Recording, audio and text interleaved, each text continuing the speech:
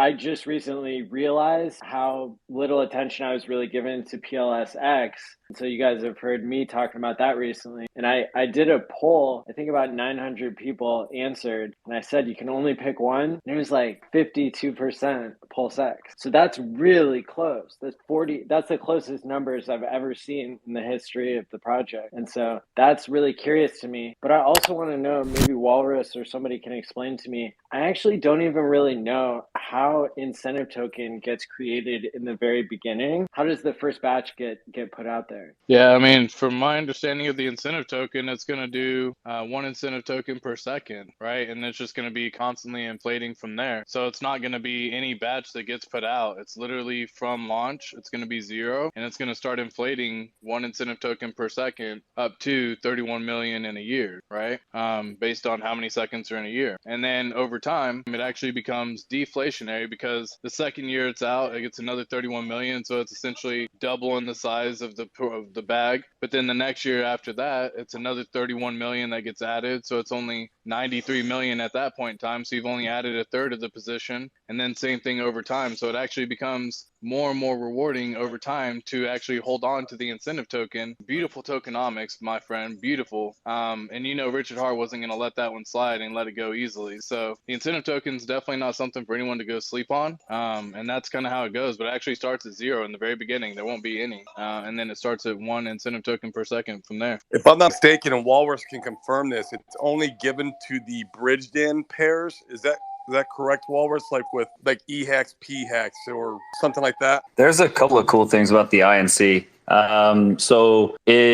There will be some bridged in pairs, but there's other pairs that it'll get incentivized on. And there's a little bit of gray area because that really should be voted on by the DEX, the way the code's written. But Papa RH doesn't really, he don't really, he don't like DAOs very much. So we'll see how some of that might change there.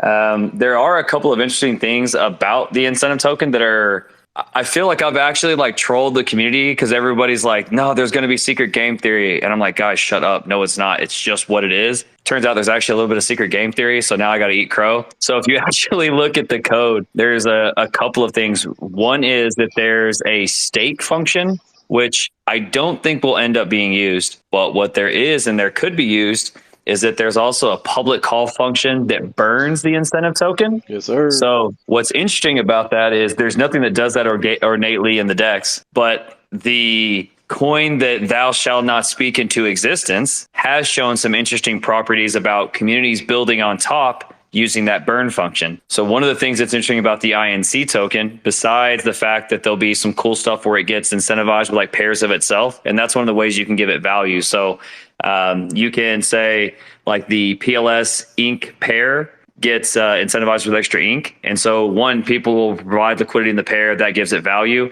And then it also gives it, and then people will do that. So they actually take the yield from the extra INC token. But what we could see is other products get built on top of the INC token to actually burn it from that public call. And so we might actually see some cool stuff where people build third-party stuff on top of the INC token. Yeah, because those INC pairs haven't shown up yet on V4, but they were on V3, I think. And so that's why I was extra curious about it, because it can be paired. Yeah, it can be paired with things, but it doesn't always get paired with things right away. And so that's extra curious to me. So thanks for explaining. Yeah, that's one of the things I was going to bring up is, so there's not any natively in the system, right? Like it doesn't have a supply that gets minted, but they may actually mint some of it just so that they can start a few of those pairs off. I don't think they actually have to do that. I could go double check the code, but there may be some novel amount just so that the pairs are there to actually add the incentive on. So they may have to do a bit again, but I mean, a microscopic amount. So essentially it's zero. Love it, love it, love it. I mean, it is interesting because I like Pulsex a lot, the buy and burn function. Love Pulsechain, love Hex. I think about the number of wallets it sacrificed. I think what Pulsechain had 40,000 and Pulsex had 160,000. I think that's close, but that's really not the number of users because people sacrifice for multiple wallets. So I would guess we had 20,000 people sacked for Pulse Chain and probably 80,000 people sacrificed for Pulsex. So now you got Less to for figure out. Pulse Chain, less. Yeah, it's probably, I'm being conservative. I agree with you. I think it's Maybe less. But 12,000 is more accurate. now the question is, how many people are coming to Pulse Chain when it launches? Well, we've had Everybody. 2 years. We've had 2 years almost real close to 2 years since the sacrifice happened. And everybody's been talking about Pulse Chain. How do you get this much attention on a project that hasn't even launched yet? You got major influencers talking about it already. They'll be talking about it when it launches. You have these same people who have sacrificed. You got the SHIB army possibly coming over. You have other tokens possibly coming over to Pulse Chain because of the ETH fees. How many people are going to come into it? Well, guess that number, then you apply Metcalfe's law to it. So I just think everything's going to win. I'm more of a Pulse Chain dude because historically chains have crushed more than DEXs have crushed. DEXs crush, but chains super crush. So this is just this. Nobody markets anticipation like Richard Hartman. He understands marketing. He knows what he's doing. I really believe that. He understands that anticipation. And I know we're feeling beat up right now. The V4 could have come at a better time, but I just think it's going to be absolute insanity. I hate to even say that, but if I look at it objectively, knowing what I know, and y'all know what you know, I just think we're in an excellent opportunity that doesn't come around very often. So we'll see what happens. I'm super bullish, that's for sure. That's my 2 cents in it. If the Pulsex and Pulse Chain SAC Addy decided to make super thick order books for both Pulsex and Pulse, pairing, it could really like alleviate some of the stress and some of the craziness pre-bridge, right? Like you could make it so thick that there would be very little volatility, and everybody could kind of balance their bags as they saw fit. If they wanted to be heavy on one or the other, or keep them even, whatever, right? People that missed out on certain sacrifice, they could, get in and feel good about it. That's what I'm hoping happens. I actually think it would be really smart, and then just pull 99% of the liquidity right before the bridge, and everybody will be happy, and then we can go. So I agree with the mentality. Like I hear that concept. Like there's value in it. I could easily just be wrong. I've read about this earlier that I challenged the ratio it wasn't exactly 1-to-1, but it was close. And there's a few different ways that like people can look at it. And a lot of times it comes down, like people will say, like, well, look at the dollars in one and the dollars in other. But part of both of these events was also time. It wasn't dollars. It was dollars over time. So $1 on day 5 wasn't the same as $1 on day 6. So I love PLSX. I have a big bag. So again, everything can go to the moon. I'm happy for all of the stuff, right? But how people would come in on the second event on day 186 because it was roughly 6 months later, and then at the time when all these things come to fruition, they end up with the same buy-in as the significantly smaller group who were 6 months earlier with no testnet, who also did a lot of the work to try to make sure that the rest of those people knew. That's where I have the issue with that 1-to-1 side. But there is a lot of a merit in your approach too. I just sit on the other side of the argument, but both sides have validity. Yeah, I mean, I stacked pretty equally on both of them, so it makes never mind to me. I don't plan on playing pre-bridge anyway because I'm not that smart and I don't want to wreck myself. So to answer Maddie's question, honestly, when I'm the question of which are you more excited for, Pulse or Pulsex, when I'm living my day to day, I'm not really more excited for one or the other. I don't think. I'm just excited for all of it, Pulse, Pulsex, and PHEX and EHEX, to see what happens with that. But I believe in that poll that Maddie did. I think I voted Pulsex, and the reason why is I'm super excited to see what happens with the buy and burn because it's like the first time that's ever happened. So yeah, I don't know if I'm as bullish as Maddie on like the 22,000 X or whatever in 200 days, but I have this like feeling that the buy and burn could just be like so insane that it just like does something crazy to the price, and we're all just kind of like, whoa.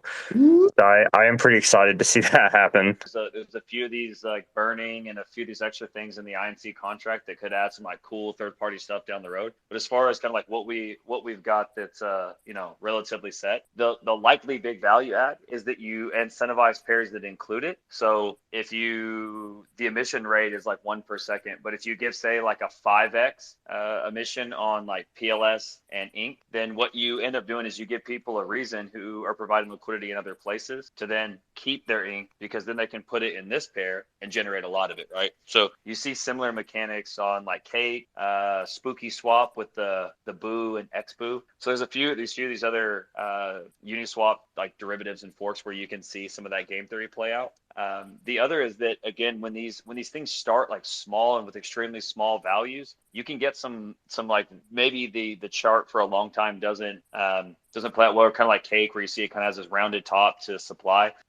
But there's definitely spots where you're going to see some cool game theory, and you'll have some likely outrageous APYs. And I'll try to keep this quick here, but there's a couple of things that are interesting balancing acts for, I think, for kind of Arch and the core dev team, is that in some ways, a little bit, the ink token isn't really for everyone here, because I think if you just said order of operations, like if you kind of go grab the OGs and a lot of the, especially that early Hexagon group, again, that's what spurred this original project being built. So you kind of want people to do things that are more valuable, and so you incentivize them, right? So you stake longer, you defer longer, you get a higher payout. The INC is really meant to sort of like drive and cause these other behaviors. So the reason that you have it in the first place is so that you can say, hey, I want you guys to thicken this liquidity, so here's your incentive. Or the opposite, hey, I want you to stop providing liquidity, so you pull the incentive and it naturally thins out. So I think that you want enough incentive with the INC token to like capture another demographic, right? So there's some of us here for, a variety of reasons that saw Pulsex,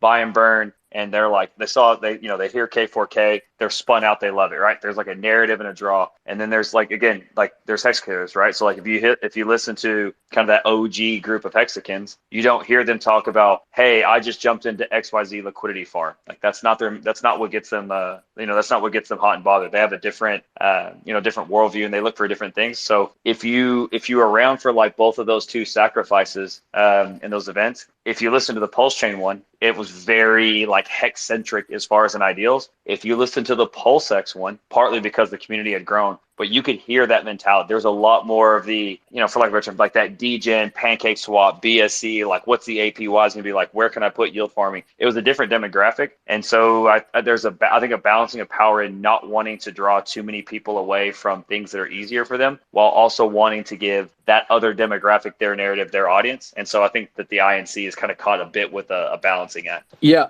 I just want to comment on Maddie's original question, because I think it is an extremely important question. These little nuances do matter. And I think it's very important for all of us to know that this question as to who will have an edge, either Pulsechain or Pulsex, especially early on, is I think only particularly ambiguous to our community, simply because we're familiar with the tokenomics, the buy and burn, the potential staking rewards with Pulsex. But if you ask people outside of our community, people who don't pay attention to Hex, Richard Hart, where would you put your money? In a layer one or in the major ecosystem DEX? 9 times out of 10, people outside our community would say the layer one. So in terms of where new retail money is likelier than not to flow, I think I would give a slight edge to Pulsechain, especially early on, because I do think Pulsechain is easier to understand. I like bringing up the example of not recently, but I tried to explain this whole thing to my uncle. And I said, hey, Pulsechain is like a faster, cheaper version of Ethereum. He's like, oh, okay, cool. And then I tried to explain Pulsex. Pulsex is the main decentralized exchange, buy and burn. He didn't really understand it. So I think that speaks to the fact that simply Pulsechain is easier to understand. It's an easier sell. So in terms of new retail buy pressure, I think it is not unreasonable to assume that it'll have an easier time being directed to Pulsechain. Now, with all that being said, it's at the end of the day, it's very hard to be a loser in this ecosystem. Either way, Pulsex, Pulsechain, Hex, PHEX, EHEX, they're all going to do great long term. So that's the great news. Now, regardless of whether you prefer Pulsechain or Pulsex, one thing everyone can do to optimize how you go about accumulating is keep one's own psychology in check. I really am going to try to hammer this home more so on my channel moving forward, because as someone who follows these markets closely, I myself have found myself making decisions based off psychology instead of objective criteria that ended up being detrimental to my return on investment. And so what I'm trying to say is that people should chase dips, not pumps. If you look at Hex had plenty of major dips throughout its 10,000x. Same thing, even with Pulsechain, with Pulsex. During whatever uptrend we experience, even during an uptrend, there's dips. So if in terms of the question is ultimately how do we optimize accumulation here, whether you go Pulsechain or Pulsex, one of the easiest ways to optimize your ROI is chasing dips and selling pumps. So checking one's own psychology, I think moving forward is a very easy way for everyone, whatever coin they choose, to go about this in a more optimal way. So single-sided staking versus the incentive token and how you actually earn rewards. Single-sided staking comes from the developers on Pulsechain to offer some incentive for the people to stake their Pulsex and help provide the market and actually earn a reward token, which is why you see what was called the party token back in the day, or PRT. So that actually gets voted on as well.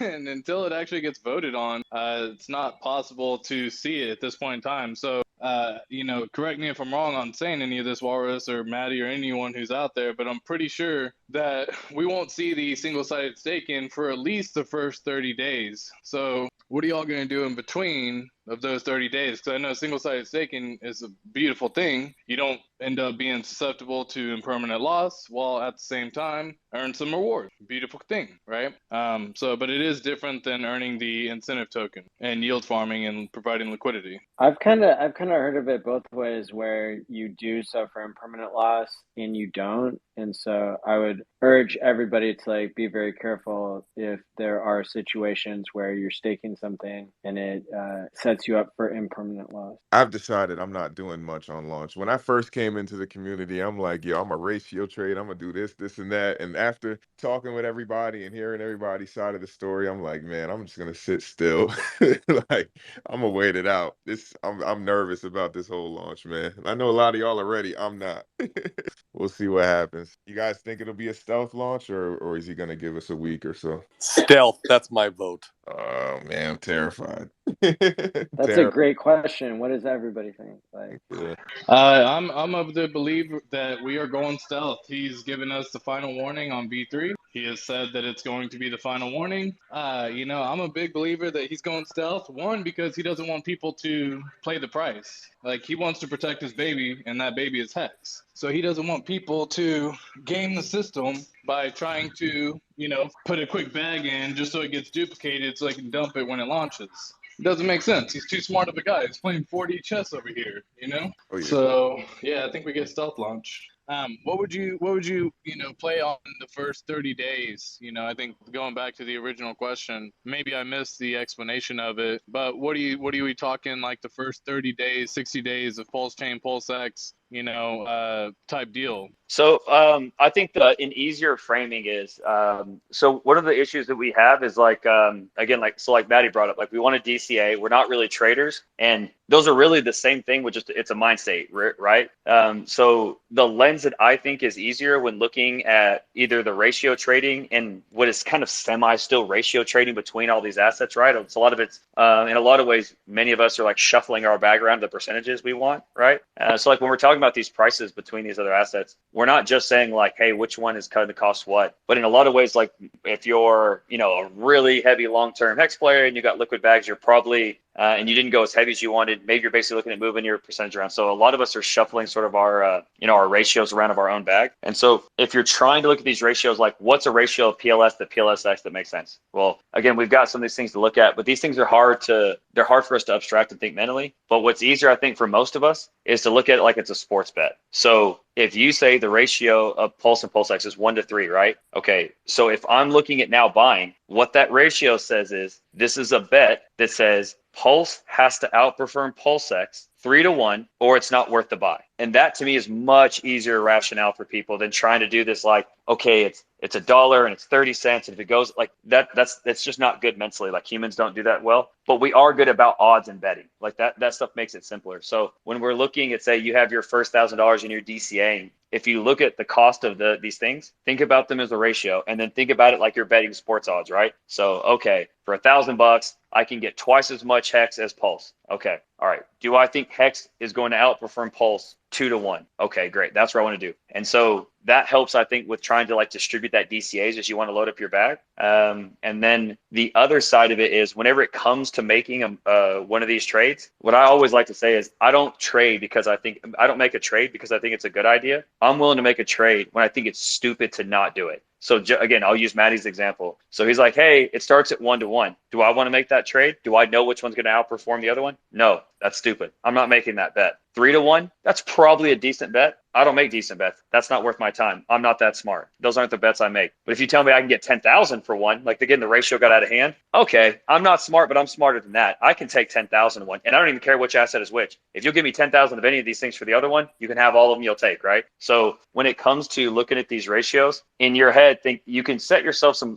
loose goals and say, okay, I think that Pulsex is I think Pulse will outperform Pulsex 3-1. Okay, that's my number, right? Okay, well, if it gets to 3-1, I'm not making that deal because I'm still not sure. 4, 5-1, probably not, but 6-1, okay, 6-1. I thought 3-1 made sense. I'm now twice past that. Now I'm willing to make a DC. I'm going to take a small position. Again, I'm not gonna overcommit and get a sunk cost and be overcommitted to the pot. I might move 5-10%. I might move up my DCA. I might change my DCA from where, okay, I was going to put this $100 in Pulse, but now PLSX is too good a deal. I'm going to move the $100 there. And that's how I think we can look at some of these ratios. So early on the DCA, and if you actually have a long-term play, all I'm really going to do is look at the ratios and say, okay, what do I think these bets look like? And then the other is I'm basically going to trust that, you guys are stupid. And then I'm going to bet the other way. So whichever asset these things you tell me is cheap, that's the one I want because I trust them all to be good in the end. Warren, you going crazy on the mic. I love it. It's like, God, if I just would have caught this one at the bottom. Because everybody wants to be day one. I get it. Well, I wasn't day one in Hex. And I'm winning the game. Because it takes the years. I know it's hard to hear. Hard to hear takes a year. Look, I'm 52 and my time horizon is longer than it's ever been in my life. I see all these young guys and girls, man, if you DCA in the right product, and I believe this ecosystem is the right product, if you can DCA correctly over the months or a year or 2 years, I believe you give yourself the best chance to win. That's what Bitcoin people did. That's what ETH people did. Choose your favorite crypto and do that. You start trading, and Richard has preached this. Richard hasn't streamed in 8-9 months. What does he preach? Don't trade. Delay gratification. He buying Bitcoin, bought it up to 30, and he tells a story of him watching his Bitcoin going from 30 to 2, right? And the story is, he tells us that he held it. What did he hold it to? 65,000?